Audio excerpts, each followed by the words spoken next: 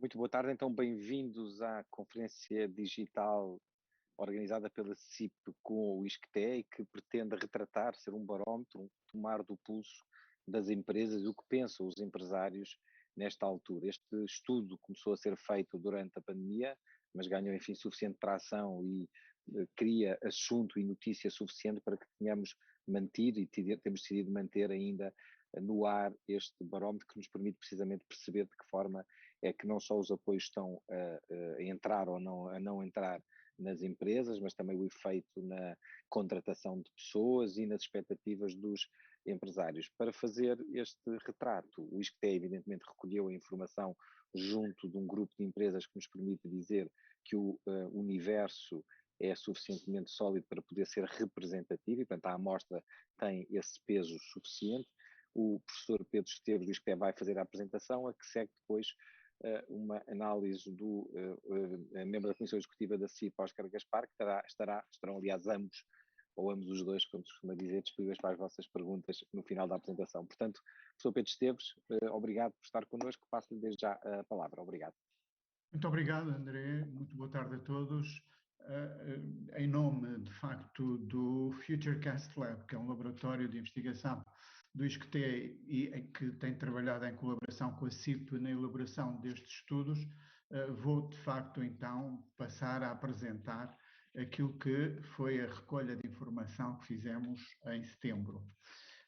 Só fazer uma pequena introdução, enfim, a apresentação subdivide-se nestes tópicos que aqui estão, sendo que os resultados se subdividem numa caracterização da amostra, perguntas de barómetro, são aquelas que têm vindo a ser feitas ao longo do tempo, e expectativas dos empresários relativamente ao futuro próximo.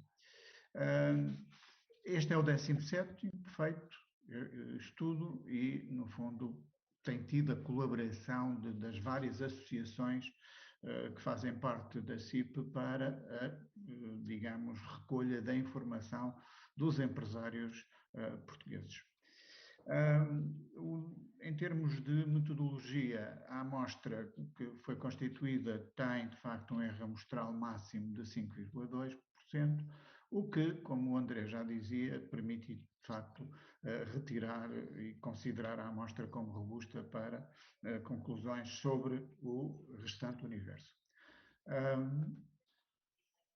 Em termos de distribuição por setor, nós temos que cerca de 47% são de indústria e energia, de outros serviços 22% e do comércio 15%. Portanto, estes 84% representam a grande maioria dos setores que estão aqui assim identificados.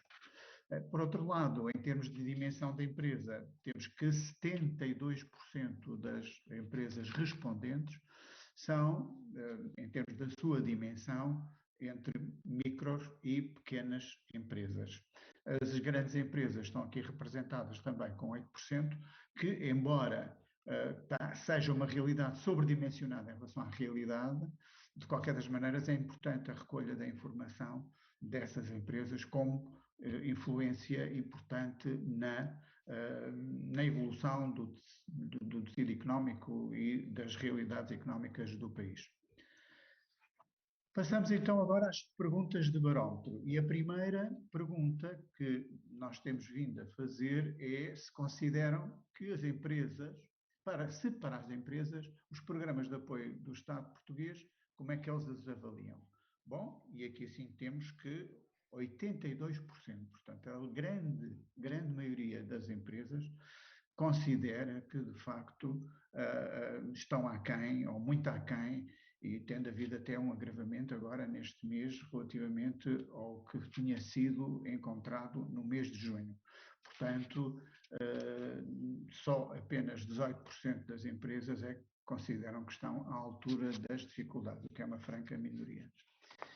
Por outro lado, em relação aos apoios públicos também, temos que 68% dos empresários considera que os processos são burocráticos ou muito burocráticos mesmo. Apenas 5% é que considera que, enfim, é uma burocracia aceitável.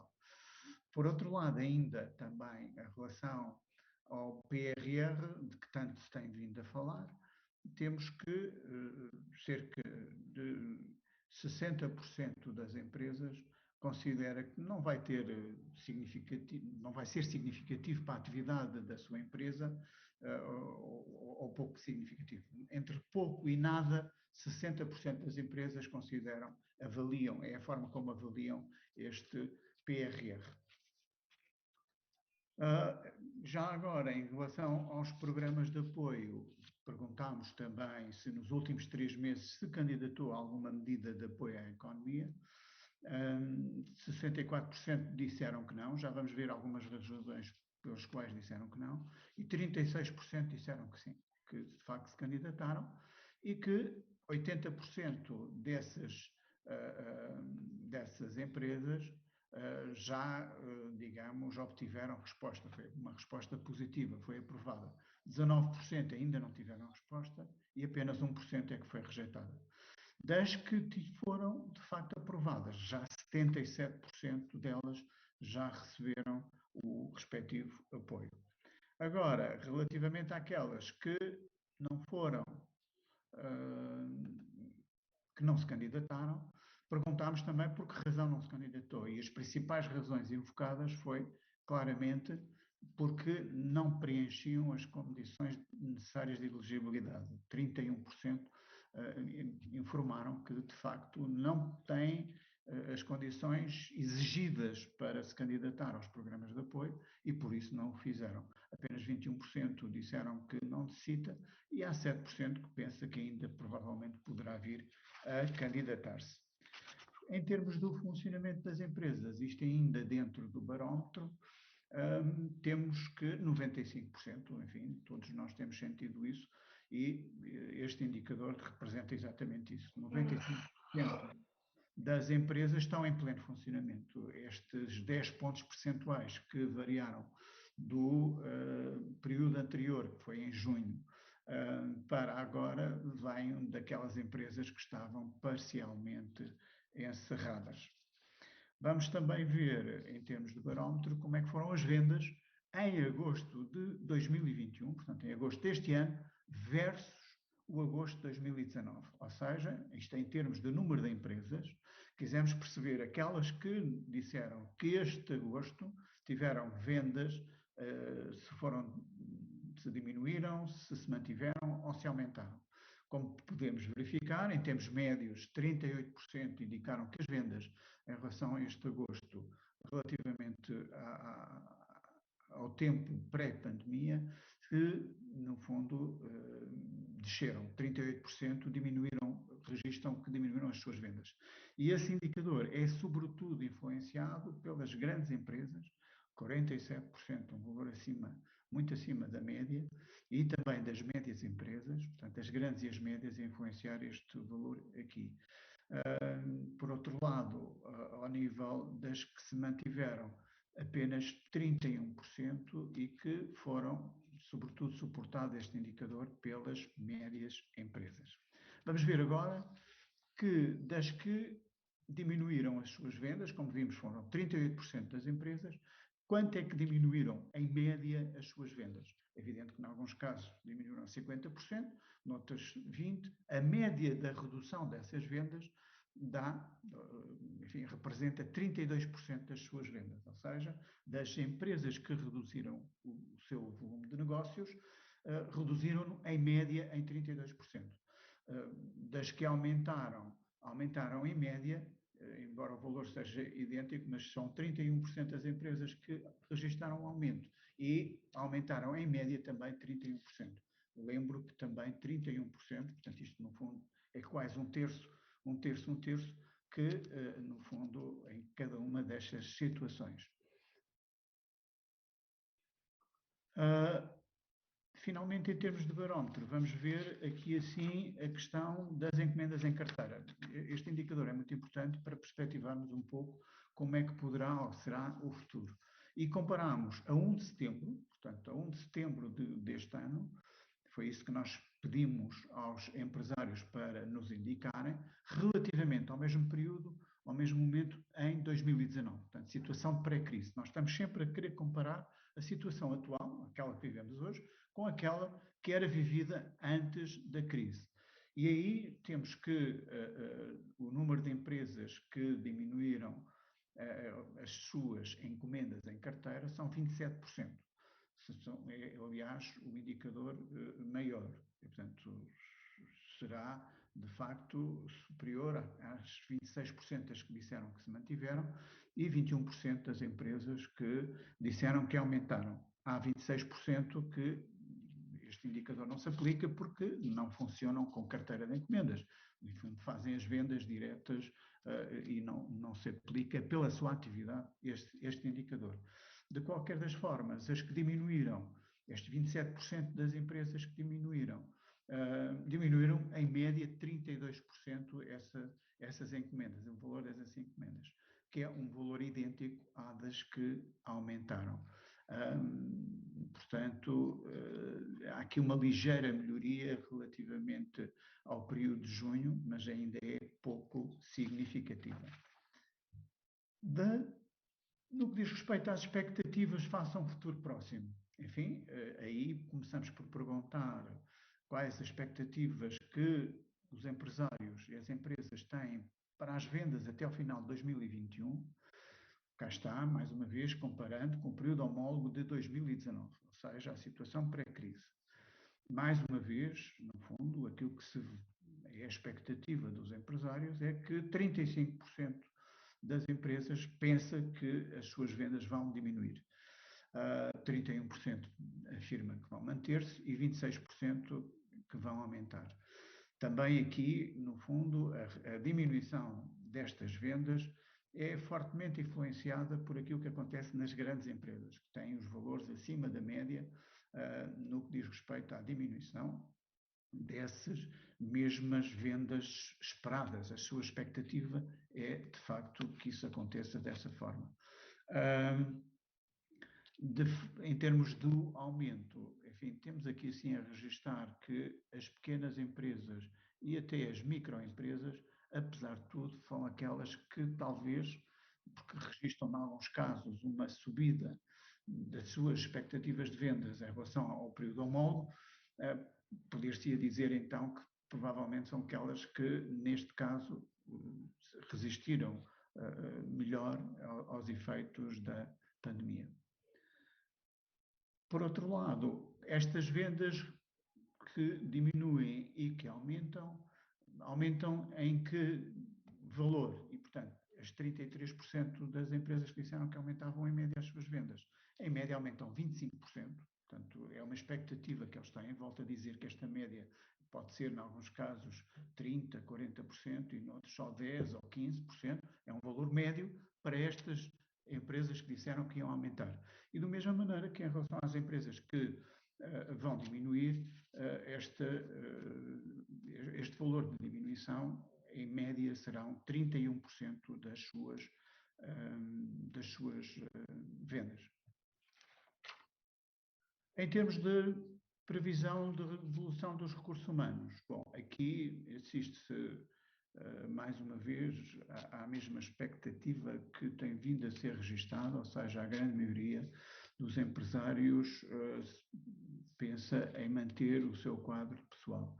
Já se tem referenciado isto noutros estudos, de facto, apesar das dificuldades, apesar das vendas diminuírem, no fundo, há aqui valores de manterem o seu quadro pessoal que é digno de registar. E isso verifica sobretudo também nas micro e nas pequenas empresas, porque nas grandes e nas médias há aqui uma ligeira redução desse valor de manter, mas, por outro lado, nessas duas tipologias de empresas, nas grandes e nas médias, é onde se verifica uma expectativa de poderem vir até a aumentar o seu quadro de colaboradores. Portanto, 32% nas grandes, 34% nas médias, valores bem acima daquilo que é a média de todas as empresas.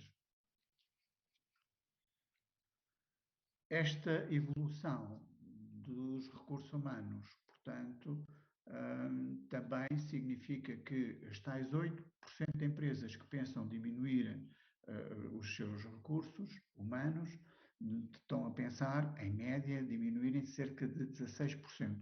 As que vão aumentar são 19% das empresas, recordo, e vão aumentar, em média, 13% desses valores de quadro de pessoal.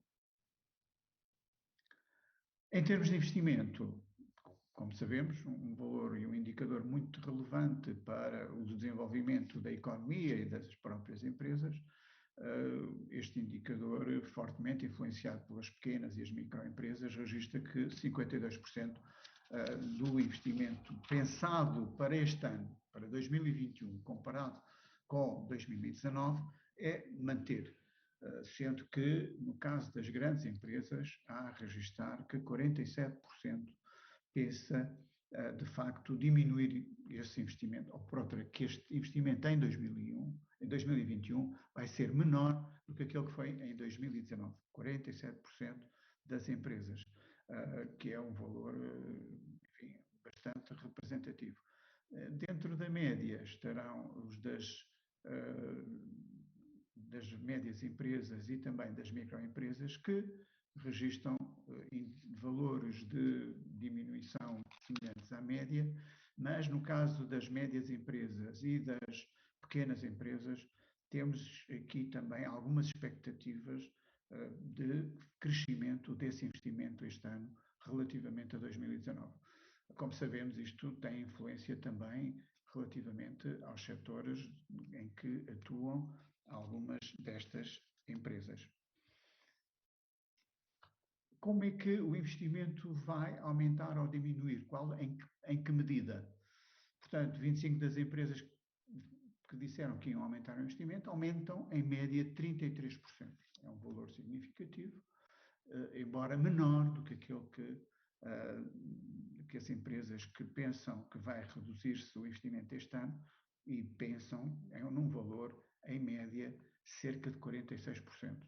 Ou seja, apesar de ser significativo, ele é ligeiramente menor do que no mês de junho, porque no mês de junho este indicador, em termos de diminuição, apresentava um valor de 51%. Portanto, há aqui, enfim, uma ligeira melhoria, podemos dizer assim, ou, digamos, não é tão gravoso esta redução como aquela que nós vimos em junho. Finalmente, no que tem a ver com as expectativas face ao futuro próximo, quer no setor, quer na sua região, nós apresentamos aqui assim, comparativamente àquilo que foi em junho e aquilo que é em setembro, as expectativas da atividade empresarial, como é que os empresários veem este nível económico, quando é que vai ter um nível e um desempenho semelhante àquele que era antes da pandemia.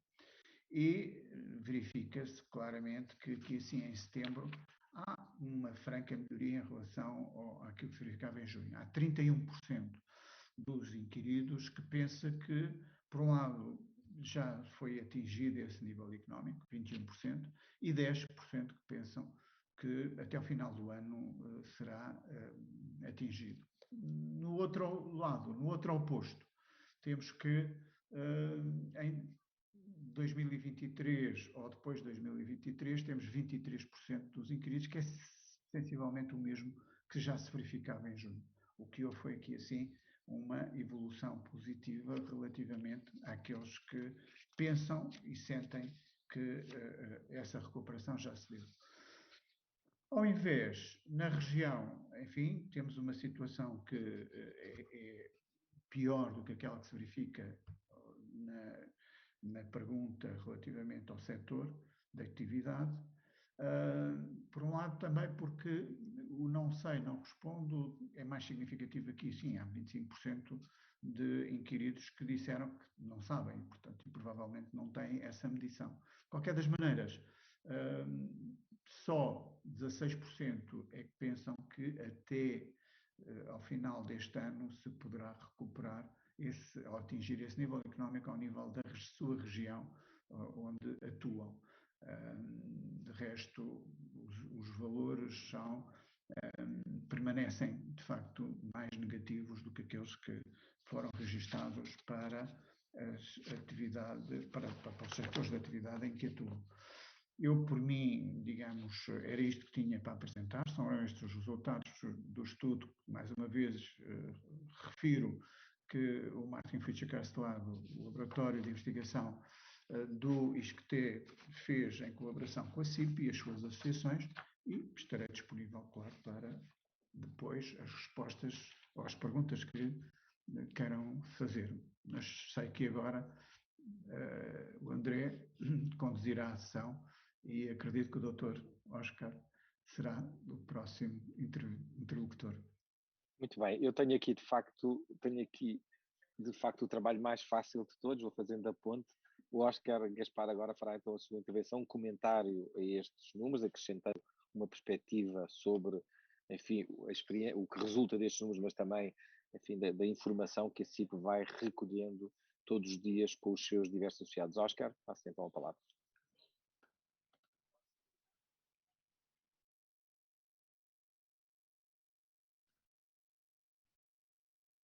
Penso que agora que estão a ouvir. Muito obrigado, André, obrigado a todos os presentes, também todos aqueles que nos acompanham através das redes da CIP. Apresentamos, de facto, hoje mais um resultado de um dos inquéritos realizados em parceria pela CIP e pelo Martin Fischer Castelab do ISCTE, portanto, um cumprimento muito especial ao professor Pedro Esteves, não só pelo trabalho desenvolvido, mas também pela apresentação que agora nos realizou. Bom, eu, obviamente, não vou repetir aquilo que o professor Pedro Esteves disse com mais profundidade e melhor do que eu poderia dizer. Gostava de chamar a atenção para alguns dos aspectos que, do nosso ponto de vista, são mais relevantes, nomeadamente em termos daquilo que é a percepção das empresas. A começar por três aspectos muito positivos que este estudo nos traz. Em primeiro lugar, 95% das empresas estão em plena elaboração e 99% estão em elaboração. Quer dizer, praticamente temos outra vez a economia a funcionar. Esta é uma boa novidade. Estamos muito longe dos números do final do primeiro semestre do ano passado, quando cerca de 60% é que estavam a elaborar e 40% ainda estavam com dificuldades para retomar a atividade. O segundo aspecto positivo é que, conforme se viu agora pelo penúltimo slide, já há mais empresas a sentir a retoma da atividade. E, portanto, finalmente, passado 1 ano e meio, a atividade económica começa a mexer-se e há expectativas que possamos atingir o nível de pré-pandemia.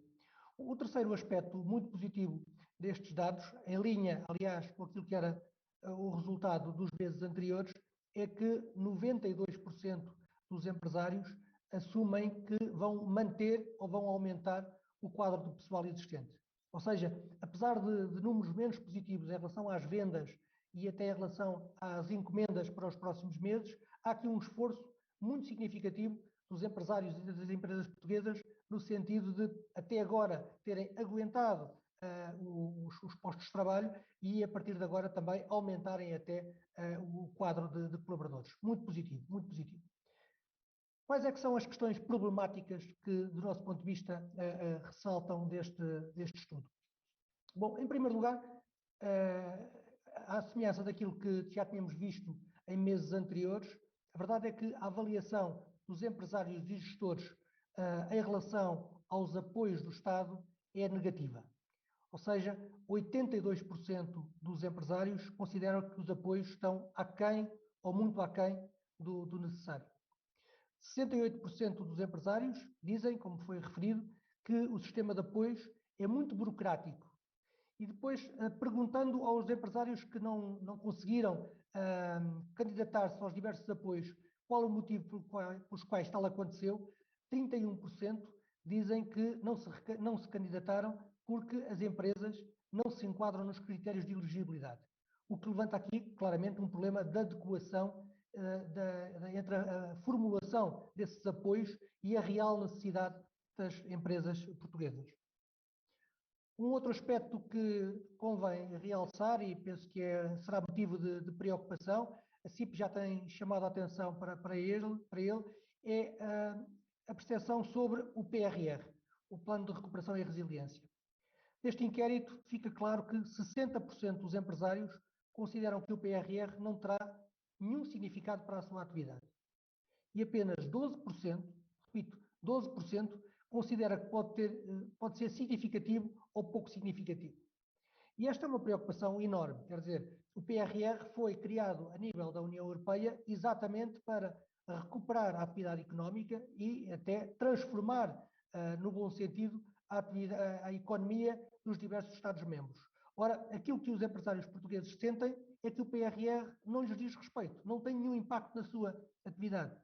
Eu constato, aliás, que da nota de atualização do PRR que foi facultada na passada semana, em que se diz, por exemplo, que 56% da componente de resiliência já foi contratualizada, 23% da transição climática também já foi contratualizada, 42% da transição digital foi contratualizada. Mas depois nós olhamos e vemos quem é que contratualizou. Nenhuma empresa, 0 empresas. Aquilo que vemos é que há uma contratação e uma contratualização com as entidades públicas.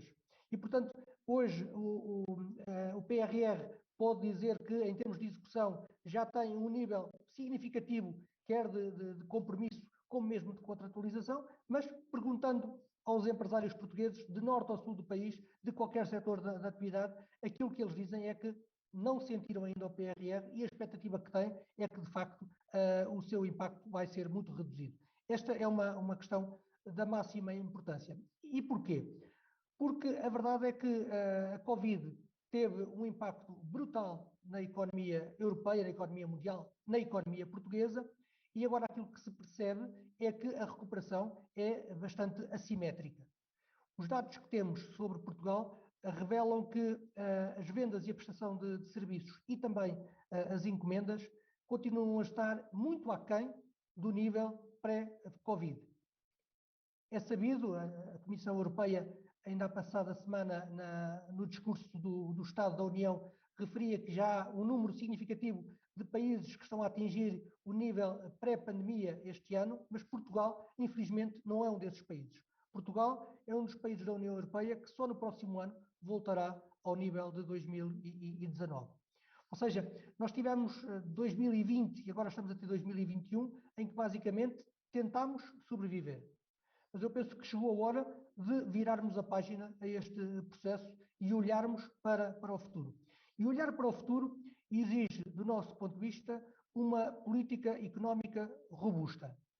Tanto mais, e enfim, este é um dado de atualidade e é um dado, de facto, totalmente novo em relação ao passado recente, nós, para além de estarmos a sair desta pandemia, enfrentamos aqui uns choques económicos inesperados e muito fortes. E estou-me a referir, desde logo, ao aumento do preço da energia, da eletricidade, mas também do gás natural, e é um fenómeno que nos é referido por múltiplas empresas de múltiplos setores, que é a escassez de matérias-primas. Neste momento, esta questão é fulcral para manter a atividade das empresas e também para manter a competitividade do país, porque, como todos sabemos, o país é periférico em termos geográficos e a verdade é que estes choques, nomeadamente a falta de matérias-primas, pode, de alguma forma, levar a que setores em que somos bastante competitivos e temos uma presença em termos da cadeia de abastecimento mundial de alguns setores, possa ficar em causa se houver países que respondem a estas dificuldades e houver outros que, enfim, de alguma forma, ficam mais atrasados nesta resposta. Também por isso, para mim é muito relevante que a semana passada, como é do conhecimento de todos, o Conselho Nacional das Confederações Patronais tomou uma posição sobre o Orçamento de Estado para 2022. Este é o momento do Orçamento de Estado olhar para a realidade da economia e colocar como prioridade aquilo que, desde pelo menos há dois anos, se dizia que seria a prioridade do país, ou seja, crescer. Nós precisamos de crescer. Nós precisamos, de facto, de dar condições às empresas portuguesas de investir, de se capacitarem. Precisamos de medidas, seja ao nível fiscal, ao nível do apoio à capitalização, ao nível da redução de custos de contexto, de maneira a que possamos passar a outro nível de desenvolvimento. E, portanto, há aqui uma expectativa muito forte. Hoje são 20 de setembro, o Orçamento de Estado será apresentado no dia 10 de outubro, mas há aqui uma expectativa que o Orçamento olhe, de facto, não só para as outras questões, e nomeadamente também as questões sociais, as que decorrem da Covid, mas outras que têm a ver com fragilidades do nosso país, mas olhe com muita atenção para o Orçamento de Estado. Que não seja mais do mesmo, para que não seja um orçamento aliado da realidade portuguesa, que seja um orçamento que ele próprio se constitua uma ferramenta em prol da competitividade portuguesa e, dizemos nós, CIP, isso passará inevitavelmente por um reforço também da competitividade das empresas. E eram estas basicamente as notas que eu queria deixar, mas como disse o professor Pedro Esteves, quer da parte dele como da minha, estamos disponíveis para aquilo que os senhores jornalistas entenderem. Muito bem, então, obrigado, Oscar Gaspar. Vamos então passar à fase das perguntas. Têm que se inscrever, levantar a mão. Eu julgo que vou conseguir ver, eu estou a fazer aqui via telefone. Tem que levantar a mão para eu vos passar a palavra. Portanto, está desde já aberta a fase das perguntas e respostas.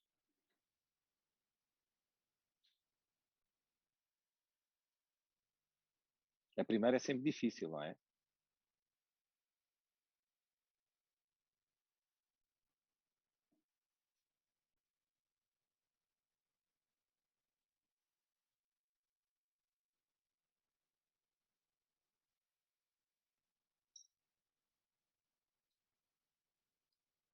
Perguntas? Não faço eu.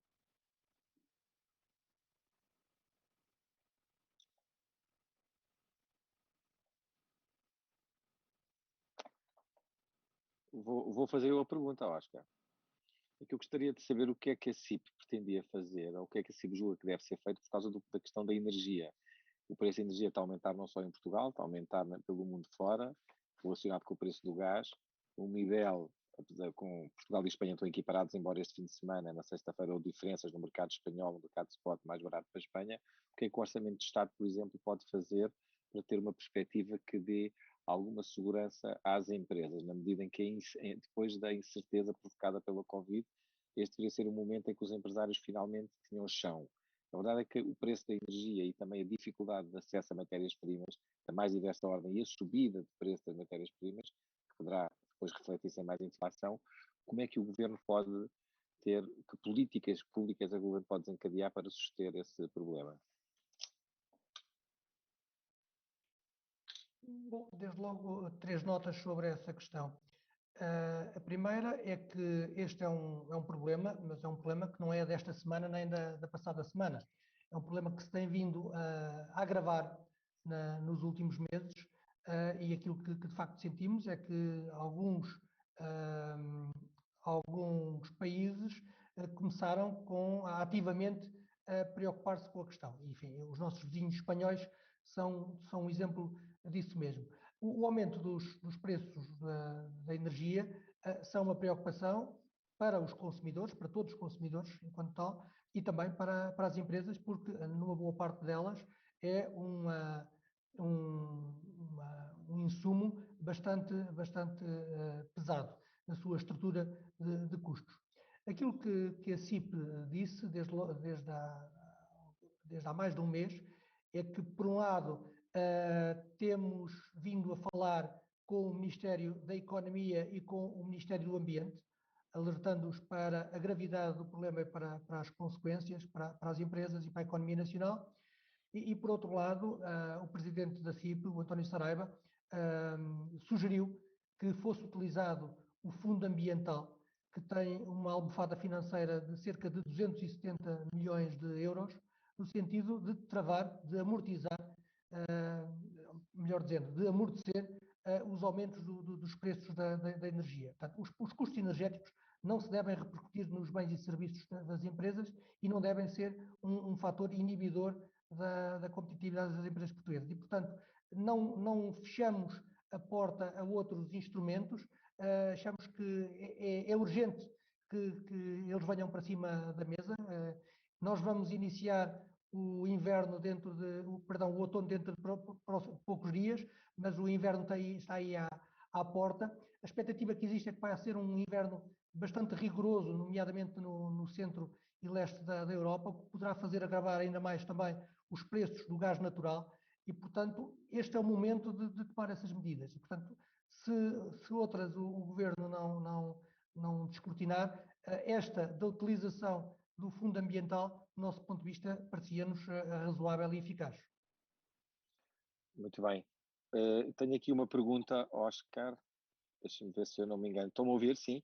Tenho aqui uma pergunta do Diogo. Tenho aqui uma pergunta do Dinheiro Vivo, exatamente. Quais são os setores competitivos que poderão ser mais afetados com os choques do preço da energia e da escassez de matérias-primas?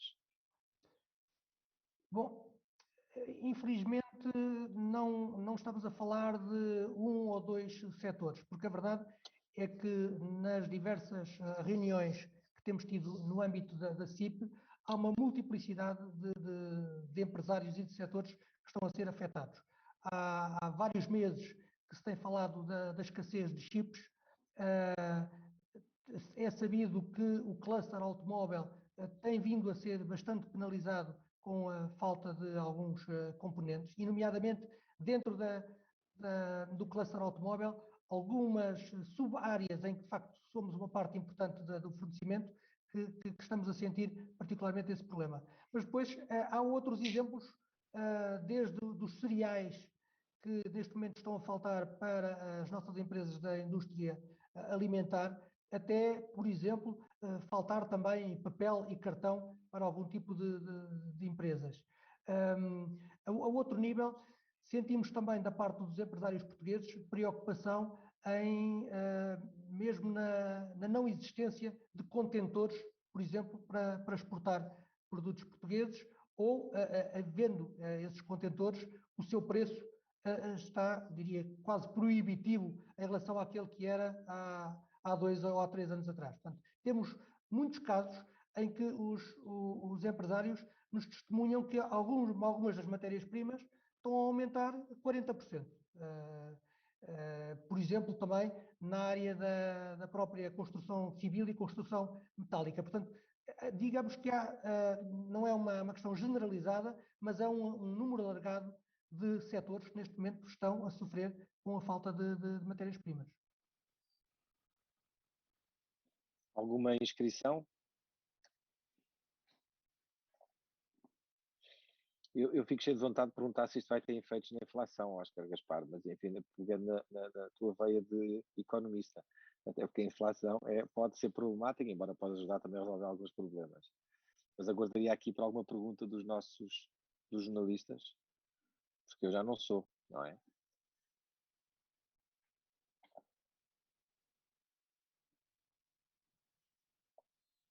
Nenhuma pergunta? Já agora, só aproveitando aqui este ponto de silêncio, eu há pouco nas preocupações das empresas portuguesas não referi, e deveria ter referido, um outro aspecto de atualidade, que tem a ver com as moratórias. Como é sabido, em termos genéricos, as moratórias terminam no dia 30 de setembro, hoje são 20 de setembro. A verdade é que a CIP, atempadamente, chamou a atenção para o problema do fim abrupto das moratórias. Recordo, é um problema de Portugal. Os outros países foram resolvendo as questões e, em boa medida, também tiveram políticas de base mais orçamental. Portugal optou por um reforço das moratórias, mas a verdade é que esse período está a chegar ao fim. E essa é uma questão que preocupa muito as empresas.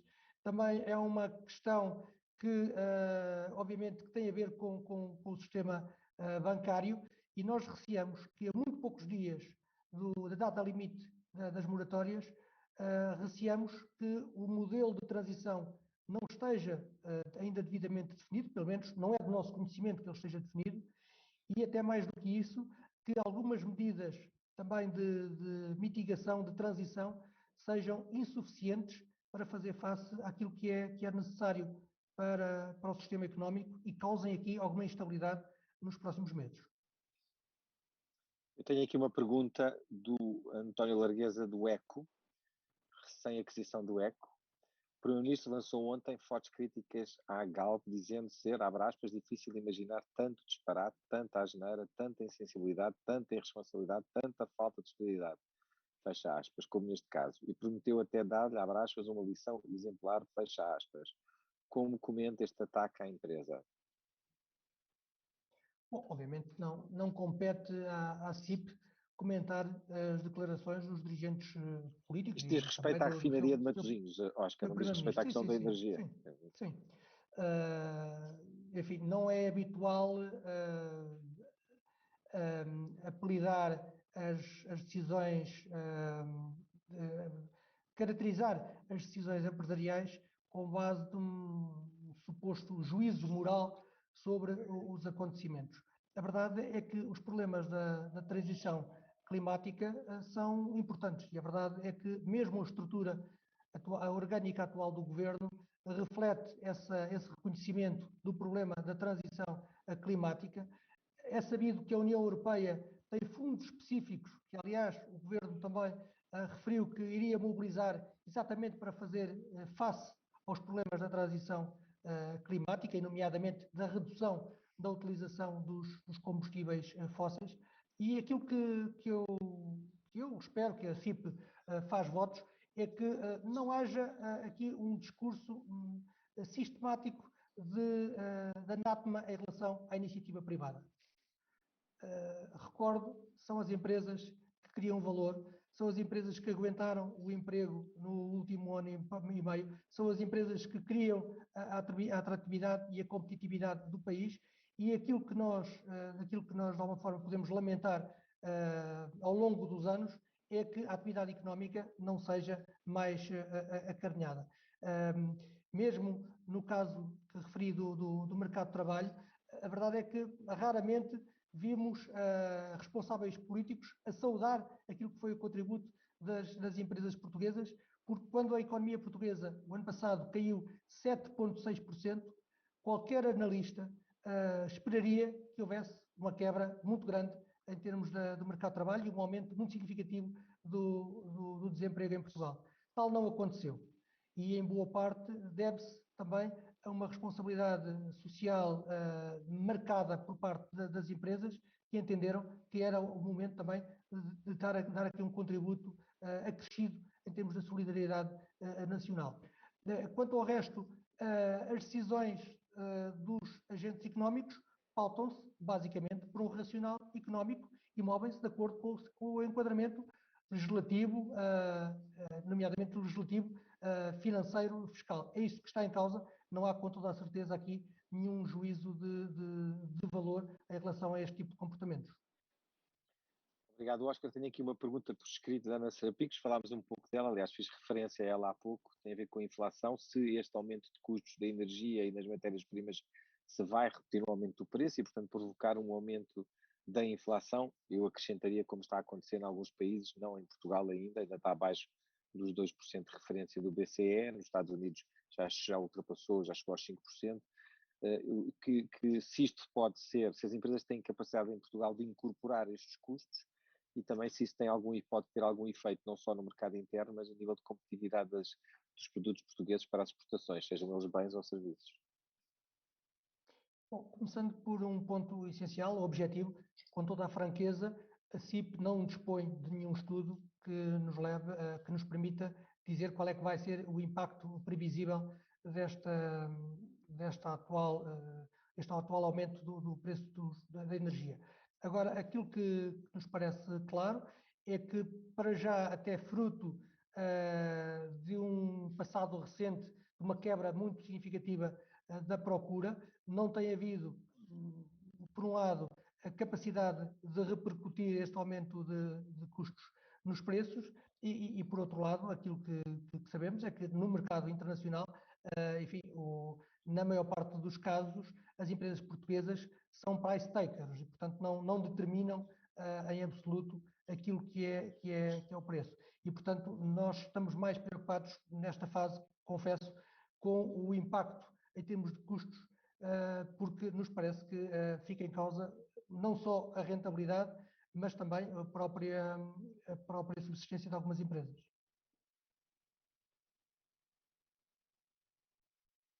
Muito bem. Mais alguma pergunta? Eu vou espicaçar o Vítor, que o Vítor faz sempre perguntas nestas conferências de imprensa, e, portanto, enfim, eu incentivo o Vítor a fazer uma pergunta.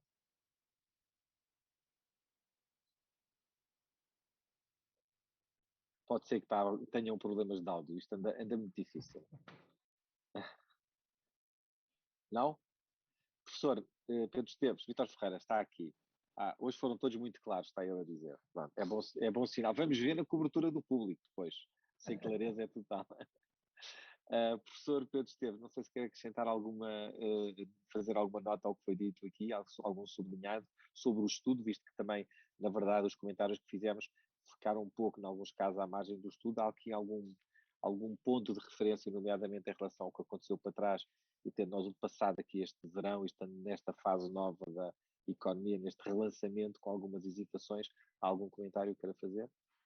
Muito obrigado. Não, eu creio que, tal como o senhor jornalista disse, o Dr. Oscar foi de facto muito claro nessa síntese e no sublinhado que fez em relação às principais conclusões deste estudo. Portanto, de facto, há aqui ligeiros sintomas de alguma melhoria, mas eu não quero sobrepor-me àquilo que, de facto, o Dr. Oscar fez e que muito bem sublinhou, de facto, a importância de que os apoios do Estado não estão a ser considerados pelos empresários, nomeadamente esse foi um dos comentários e todos os outros que foram feitos. Portanto, não me parece como evidente fazer mais qualquer outro comentário em relação ao próprio estudo. Mas muito obrigado. Muito obrigado, professor. Oscar, alguma nota final? Algum ponto que quer desenvolver? Sinceramente, também pensei que eventualmente poderia haver alguma questão sobre a questão da Moody's, que é uma questão de sexta-feira, uma questão recente e obviamente impacta em Portugal, e obviamente que nós também nos congratulamos com o upgrade do rating por parte da Moody's. É uma boa notícia para Portugal, é muito importante em termos da nossa reputação internacional, e a verdade é que, enfim, já hoje também foi notório, há um impacto direto na dívida, a começar na dívida pública, e isso é muito importante para o país. Permite-nos também reforçar a ideia que tínhamos, que transmitimos em relação ao Orçamento de Estado, que este orçamento tem que ser procíclico.